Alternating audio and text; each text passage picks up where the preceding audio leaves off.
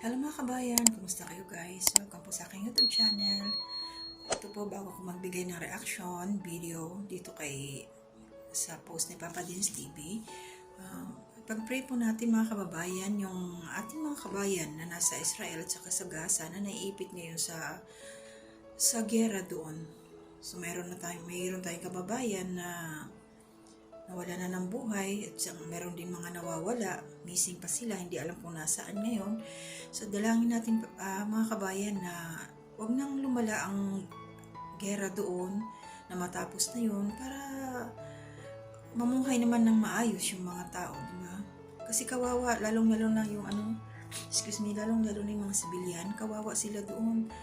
At hindi na sana ito lumaganap. Hanggang doon na lang, matapos na hanggang doon lang, hindi na madagdagan pa. Si Lord na ang bahala sa kanila. Protektahan ng ating Panginoon ang mga tao doon. Okay. So, ito mga kababayan, gusto ko magbigay ng reaction video dito kay Kung maalala nyo yung dating binigyan ko ng reaction sa April.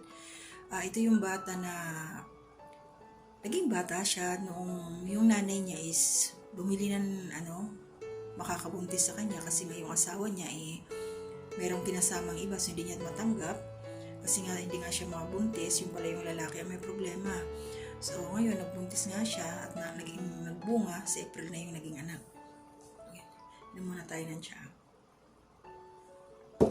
Ayun, tapos itong huli lang, mga 2 days ago, nag-post si Papa Dins. Inabutan niya kasi doon na umiiyak si Nanay Zenny at yung tindahan nila ay sa labas, gilid ng kalsada yung gulayan nila, walang bantay guys. So ngayon, bumaba na nga doon sila Papa Dins. So nagtataka sila, sarado yung pinto pero nasa loob pala si Nanay Zenny, iyak ng iyak. So ano ang nangyari?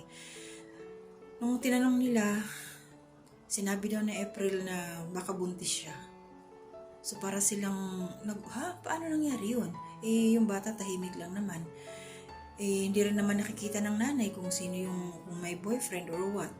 Kasi minsan daw nagpapaalam yun sa April na matutulog dun sa kaibigan, parang ganun lang. So ngayon, September, itong October daw delay. So possible baka daw buntis. Pero kailangan masigurado yun. Iyak na iyak si Nanay Zenny, gusto niya saktan yung anak niya kasi nga hindi niya matanggap kasi nag-aaral guys.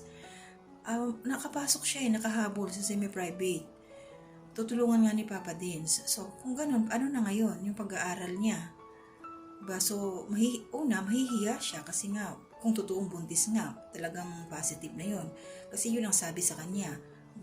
Delay nga, siguro regular, tapos na delay, wala pang hindi pa nire-regular yung bata. Kaya sinabing buntis. So, malalaman nila yun kung i-confirm, ipa-check up, diba? So, yung nanay, gusto niyang saktan yung anak niya. Siyempre, natural yun. Na-frustrate na nga siya sa kanya noon, tapos ngayon, dyan na naman yung anak niya. Pero hindi naman dahil bunga sa kasamaan yung yun nga, may boyfriend naman, pero patago lang. So, anong gagawin ngayon ni April? So, kailangan ng gabay kasi baka makaisip na hindi maganda. Diba? Kahit para sa nanay, kung sa atin mangyayari yun, syempre, sobrang masakit, iiyak ka, masama yung loob mo kasi may pangarap ka sa anak mo, tapos may tutulong na para matupad yung pangarap na yun, tapos malalaman, ganun naman palang mangyayari. So, masinsinang usapan ito guys. So, kailangan talaga nila mag-usap ng mabuti, diba? Para hindi, kailangan yung baka makaisip na hindi maganda, yung pa-abort, gano'n. Sabi ni Papa Dins, huwag yung gagawin nyo kasi malaking kasalanan yun kung totoong nagdadalang tao nga sa April. So, tanggapin na lang, masakit. Pero harapin nila ang problema. Ang gusto ni Nanay Zenny, umalis na siya doon sa lugar nila. Lalayasan niya yung problema. So, paano sa April iiwanan niya na sa ganong sitwasyon? Diba? So, guys, ito lang kasi mga kababayan, pag may problema tayo, minsan natatakot tayong harapin. Diba? Natatakot tayo, pero kailangan maging matapang, kailangan maging matatag tayo harapin ang isang problema kahit gaano man ito kabigat. Kasi hindi tayo bibigyan ng problema ng Panginoon kung hindi natin kayang harapin. So, kailangan maging matatag lang. Oo, iiyak tayo sa manloob. Pagkatapos nun, may himasmasan ka na, mag-isip ko na kung ano yung magandang paraan para masolusyonan yung isang problema.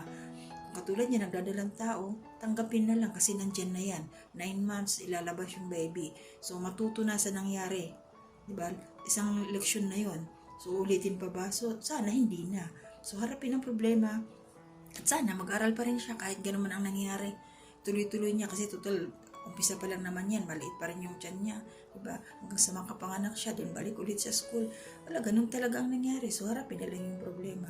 So, kung kayo si Nanay Zenny, ano ang magiging reaksyon ninyo, mga kababayan?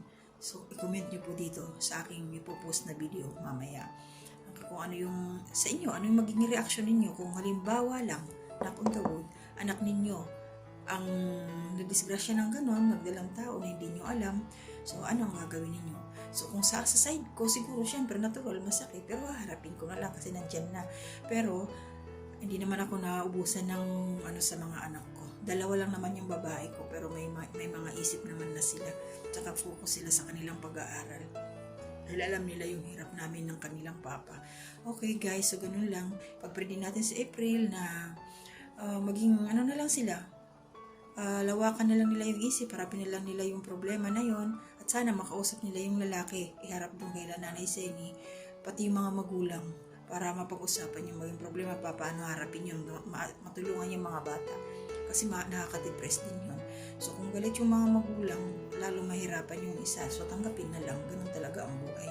So maraming salamat sa inyo guys, maraming salamat sa patuloy na pagsubaybay sa aking YouTube channel, kahit bihira po ako makita dito kasi busy pa ako sa aking work. So ngayon katatapos lang, nagpapahinga lang ako ng konti, anytime mamaya bababa ulit ako. So maraming salamat, pagpalain kayo ni Lord, at pag-pray natin na matapos na yung kaguluhan doon sa Israel at saka sa Gaza. So maraming salamat mga kababayan, bye bye po, God bless.